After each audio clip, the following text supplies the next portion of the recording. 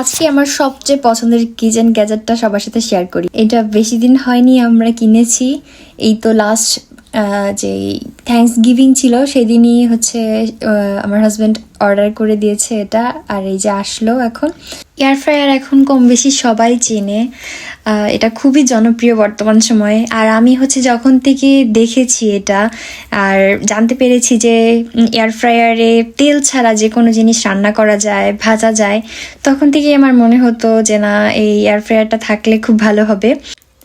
এই তো এখানে আমি হচ্ছে নাগেটস ভাজছি, একদমই কোনো তেল টেল কিচ্ছু না, জাস্ট অ্যালুমিনিয়াম ফয়েল পেপার দিয়ে দিয়েছি।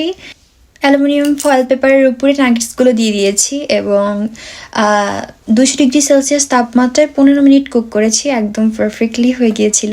আর তারপরে ফ্রেঞ্চ ফ্রাইও করেছিলাম, একদম কোনো রকম কোনো তেল ছাড়া মুচমুচে এয়ার ফ্রায়ারে তৈরি ফ্রেঞ্চ ফ্রাই তৈরি হয়ে গিয়েছে।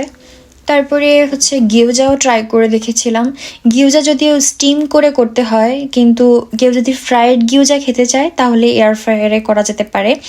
আর তাছাড়া চুলায় স্টিম করতে গেলেও কিন্তু তেল দিতে হয় একটু, কিন্তু সেক্ষেত্রে ফ্রাইড করে এয়ার ফ্রায়ারে করলে পরে কোনো রকম কোনো তেলেরই প্রয়োজন হবে না। প্রতিদিন আমি এখন এটা ইউজ করি, মানে কিছু না কিছু একটা তৈরি করি এটা ইউজ করে। আমার খুবই পছন্দের এটা। এখন রান্না করা আর ভিডিও করা দুটোই আমার ফেভারিট হবি, তাই আমি এখন থেকে এয়ার ফ্রায়ারে যেসব রান্না করি মাঝে মাঝে শেয়ার করবো সবার সাথে।